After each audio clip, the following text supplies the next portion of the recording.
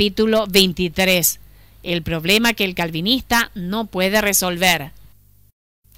Incluso los cristianos a veces desobedecen a Dios. Considere lo siguiente: pues la voluntad de Dios es vuestra santificación. Primera Tesalonicenses 4:3. Dad gracias en todo, porque esta es la voluntad de Dios para con vosotros en Cristo Jesús. Primera Tesalonicenses 4:18. ¿Qué cristiano cumple la voluntad de Dios por vivir siempre una vida perfectamente santificada y dando gracias a Dios en todo? La voluntad de Dios es violada constantemente por los incrédulos que desobedecen la ley y por creyentes que no vivimos como deberíamos. Dice la Biblia en 1 Juan 2:1: hijitos míos, estas cosas os escribo para que no pequéis. Expresa la voluntad de Dios para cada cristiano. Sin embargo, Juan también declara que ningún cristiano está totalmente a la altura de este deseo de Dios. Si decimos que no tenemos pecado, nos engañamos a nosotros mismos. Si decimos que no hemos pecado, le hacemos mentiroso y su palabra no está en nosotros. 1 Juan 1, 8 y 10. Incluso la gracia de Dios requiere fe y obediencia. Muchas escrituras aclaran que a pesar de que la gracia es inmerecida, debemos aceptar y responder a ella. Pablo declara: antes he trabajado más que todos ellos, pero no yo, sino la gracia de Dios. 1 Corintios 15:10. Os exhortamos también a que no recibáis en vano la gracia de Dios. 2 Corintios 6:1. Tú pues, hijo mío, esfuérzate en la gracia que es en Cristo Jesús. 2 Timoteo 2:1. Acerquémonos pues confiadamente al trono de la gracia para alcanzar misericordia y hallar gracia para el oportuno socorro. Hebreos 4:16. El apóstol Pablo está diciendo claramente que la gracia de Dios no es irresistible, pero debe ser unida con esfuerzo y voluntad humana.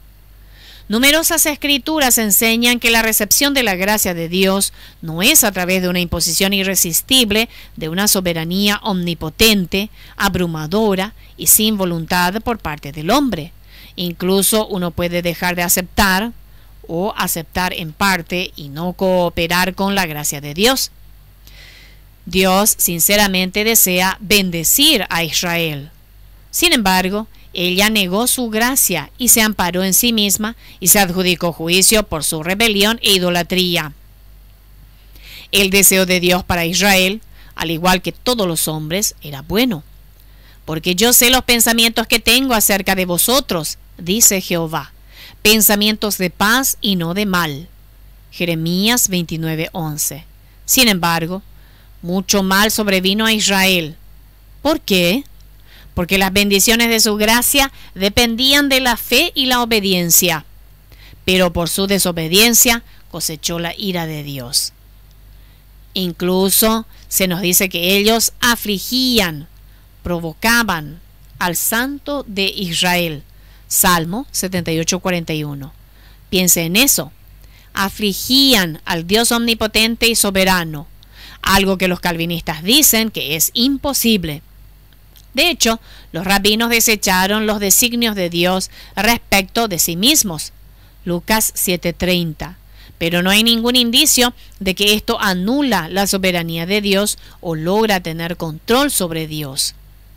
La vida cristiana y la victoria no suceden solamente por el poder soberano, sino también los creyentes actúan por fe y obediencia. Porque nosotros somos colaboradores de Dios. 1 Corintios 3:9. Esto es esencial, para lo cual también trabajo, luchando según la potencia de Él, la cual actúa poderosamente en mí. Colosenses 1:29. Y en Filipenses 2:12 y 13 dice: ocupaos en vuestra salvación con temor y temblor, porque Dios es el que en vosotros produce así el querer como el hacer por su buena voluntad. Dios verdaderamente y poderosamente obra en el creyente, y no podemos hacer nada sino por la guía y el poder del Espíritu Santo. Sin embargo, al mismo tiempo debemos dedicarnos voluntariamente a la obra de Dios por medio de nosotros. La mayoría de los calvinistas admiten este esfuerzo cooperativo a la hora de vivir la vida cristiana, pero insisten en que no puede haber ninguna voluntad para creer en el Evangelio y aceptar a Cristo. Otra vez señalamos lo irrazonable de esto, que si Dios lo deseara, Él soberanamente podría causar que cada pecador totalmente depravado viniera a Él. Sin embargo, su soberanía parece perder su poder calvinista a la hora de que los cristianos vivan una vida victoriosa, santa y fructífera. Ciertamente es claro que una vez que Dios ha regenerado a los elegidos, no todos viven para su gloria tan plenamente como podrían, y tampoco cumplen su perfecta voluntad para ellos, tal como se expresa en las Escrituras, como Dios lo desea. Sin duda, el deseo de Dios para los cristianos va más allá de su experiencia. Si no, tendríamos que admitir que la vida superficial y estéril de tantos creyentes genuinos es exactamente lo que Dios desea para ellos. Nos preguntamos, ¿cuál es el significado de las recompensas y el tribunal de Cristo si el pensamiento, palabras y acciones de cada cristiano son exactamente como Dios quiere? Y si ese es el caso, ¿por qué los cristianos no son perfectos? Seguramente la desobediencia continua, tanto de los incrédulos como los creyentes, demuestran que la gracia de Dios no es irresistible, ni tampoco la desobediencia del hombre hace disminuir la soberanía de Dios en lo más mínimo. Obviamente, la libertad de elección en sí mismo es parte del plan de Dios.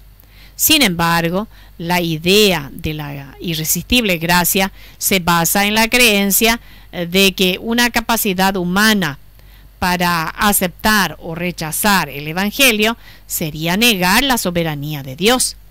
Y como lo hemos demostrado, ese razonamiento es falaz y que el concepto mismo es antibíblico e irracional. A pesar de su doctrina de la gracia irresistible, el calvinismo niega que la gracia es impuesta por Dios sobre los elegidos. En este punto los calvinistas se contradicen aún más.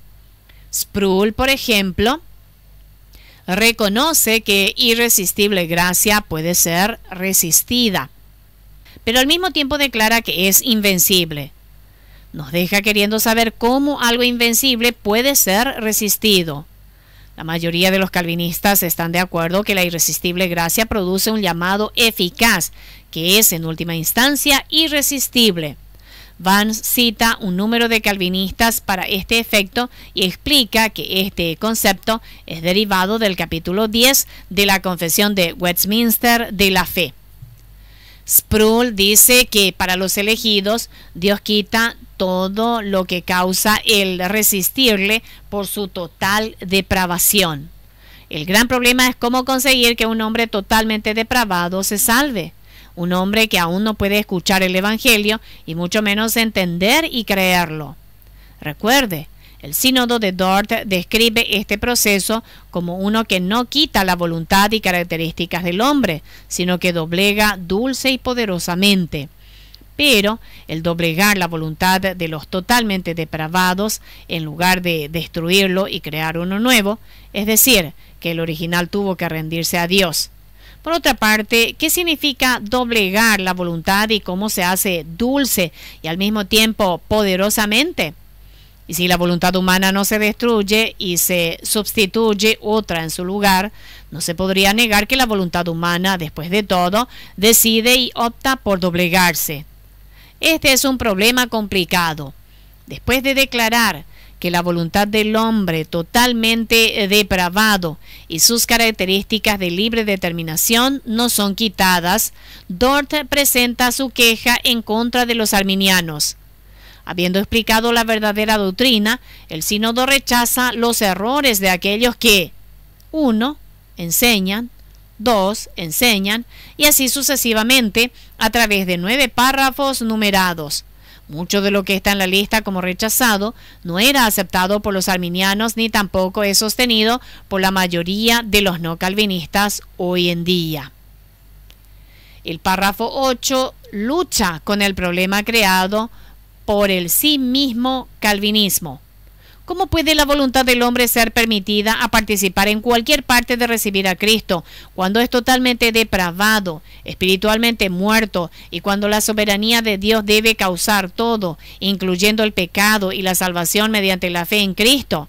Aquí está el supuesto error no calvinista denunciado por ese párrafo, que enseñan que Dios en la regeneración del hombre no utiliza los poderes de su omnipotencia potentemente e infaliblemente para doblegar la voluntad del hombre a la fe y conversión, sino que todas las obras de gracia que ha logrado, las que Dios emplea para convertir al hombre, aún así pueden resistir al Espíritu Santo y a Dios cuando Dios tiene la intención de regenerarlos, y su voluntad es para regenerar al hombre.